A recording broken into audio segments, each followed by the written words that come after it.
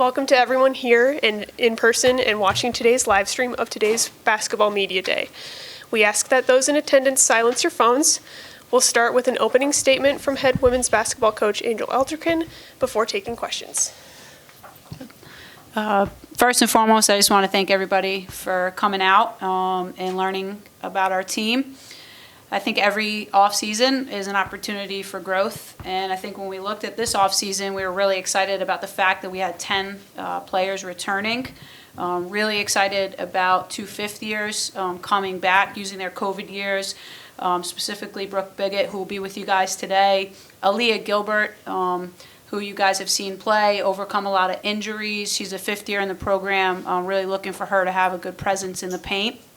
Janae, she's with us today. She led our Sun Belt in field goal percentage, and she just continues to keep getting better and better. We also have Faith Alston with us today. I like to refer to her as kind of the head of our snake. Really plays both sides of the ball extremely hard. Looking for a lot of production from her. Emily Carver shot the ball really well as a freshman, making 45 threes, really looking for her to make an impact. And then I think what's really exciting for us as a program, I think those are the names that you guys know.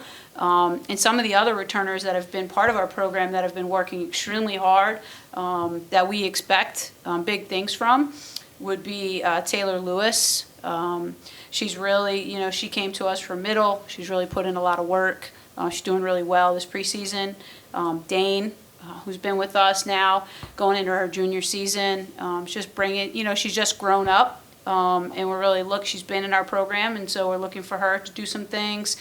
Zeta Porter, another returner, who was with us last year, can really pass the ball, can really shoot the ball. We're looking for her to be an impact.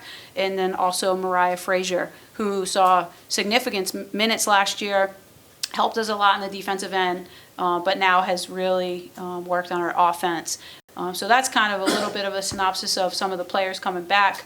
We do have some freshmen that I can talk to you guys about, but we're really looking for that returning group to keep us in the hunt for a Sun Belt championship.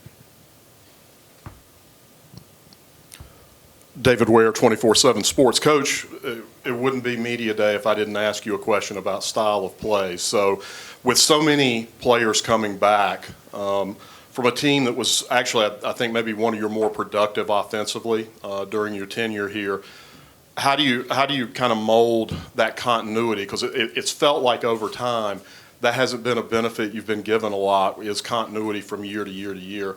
This year you have that opportunity. How do you see the style of play morphing for this year's team?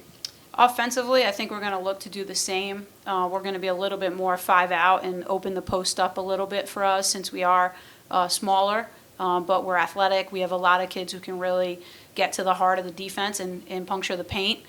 So we'll be doing a lot of that. You'll see a lot of threes that you have seen from us in the past. But defensively, I think is where you're going to see more of the changes. We're going to be more aggressive. Our DNA of our team is aggressive. And so we're going to get out. We're going to deny passing lanes. We're going to pressure the basketball. We're going to keep it out of the middle. So that's where I think we're going to make the biggest adjustment, just because we know we're a little bit smaller. We have to have a plan for when big players come to town. And so I think just really just focusing on the DNA of our team and matching that. But we're still going to play with pace. We still like to play in space, but we're just going to really look to be disruptive on the defensive end. You mentioned shooting threes. Certainly that was a big part of your game plan last year. I mean, I'm just looking, you nearly doubled up your opponents last year from the three-point line. I'm imagining you'd like to see the percentage maybe a little bit better. What's been the focus in the offseason on trying to increase the efficiency of that shooting? I think just getting up shots. We started in the postseason with our group. We had a true postseason for the first time in about 3 years because of COVID and just length of the season. And they got in the gym, and the skill that we worked on the most was shooting the basketball.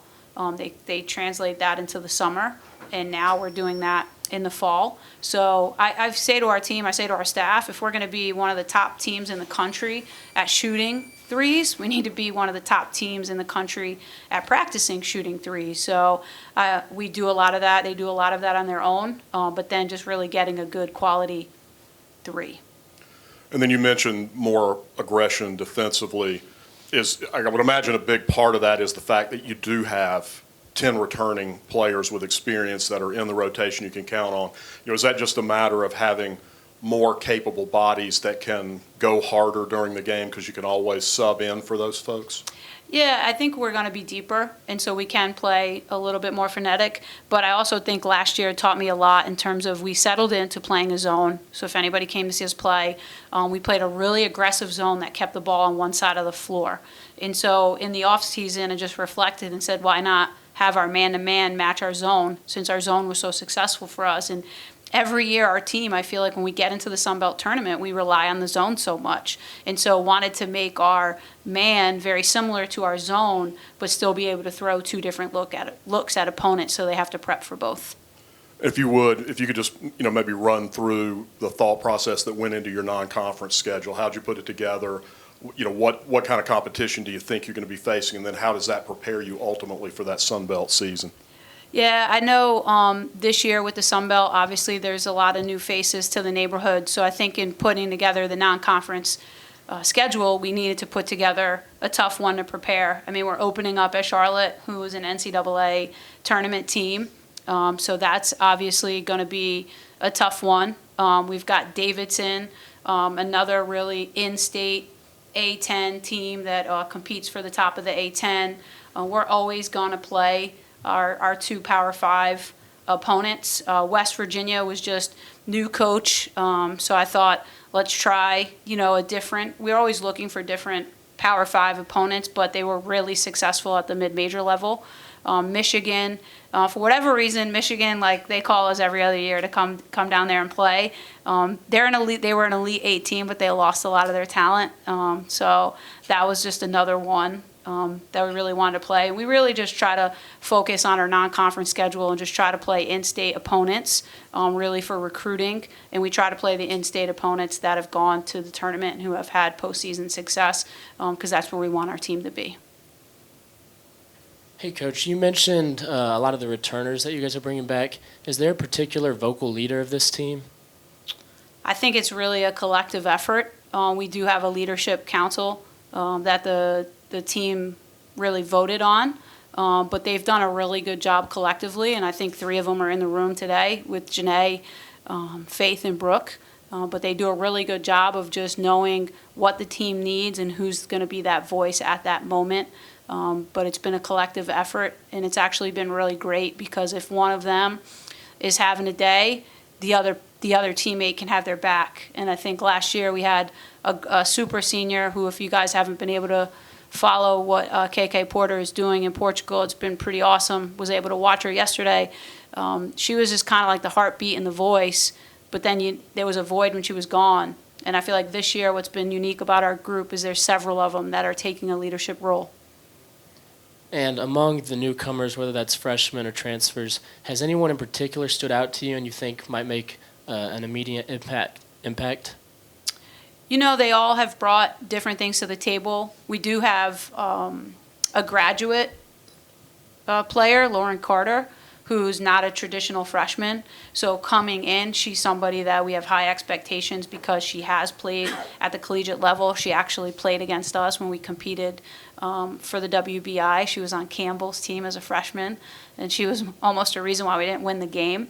But she's obviously had a unique journey, so she's got to learn our system and our style of play. And I think that's what all of our newcomers are kind of struggling with right now, is just converting to who we are. But I think a few of them have a chance. But Lauren, I think with her experience, has a unique opportunity to really impact us. David Rogers, High Country Sports. COVID appears to be behind us. Is it? I hope.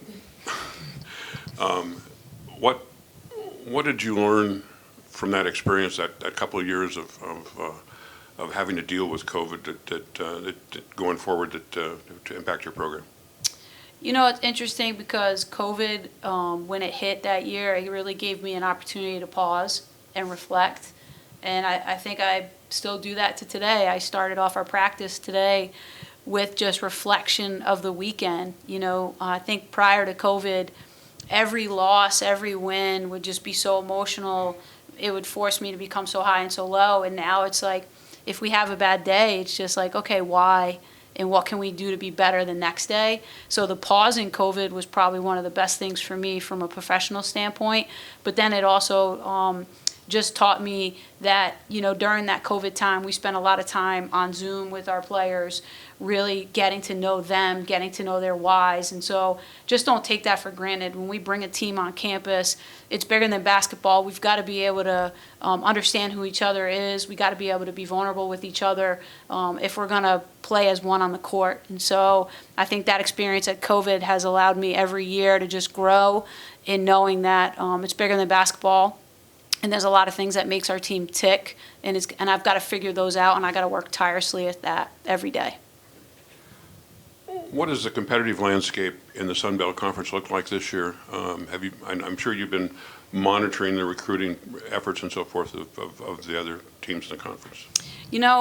We brought in, obviously, JMU has been very, very successful for years, but they're flipping their roster. Old Dominion, we played here last year, very tough team. They flipped their roster. I think the transfer portal makes it so difficult in terms of just knowing who's on what roster, and so doesn't COVID.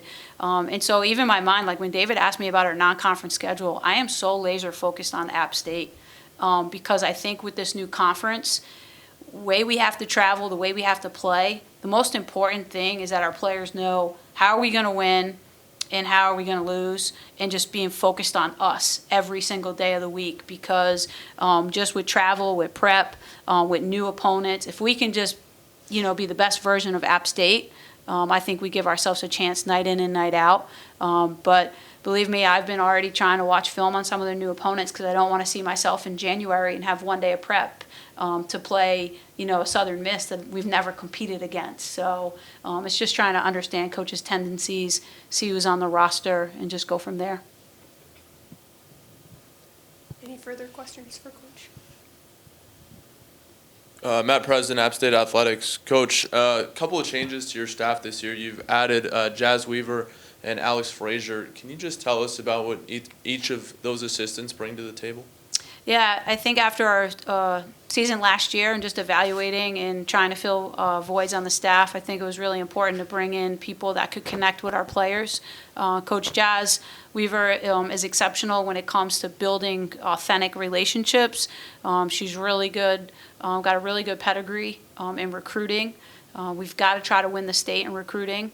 So that was really important. And then Coach Alex was just high energy. I wanted somebody who's been in their shoes so they can understand, and not somebody like me who graduated in 1999. It's not the same.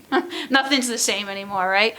So I was trying to bring some youth, some energy, and really, we have a style, we have a system, and so I was looking for people to come here to really just pour into our players and just execute the mission of App State women's basketball. And so far, they've done a really great job for us. Any further questions? Fantastic. Thank you, Coach. Thank you. All right, next up we'll have Janae Sanders, Faith Alston, and Brooke Biggett.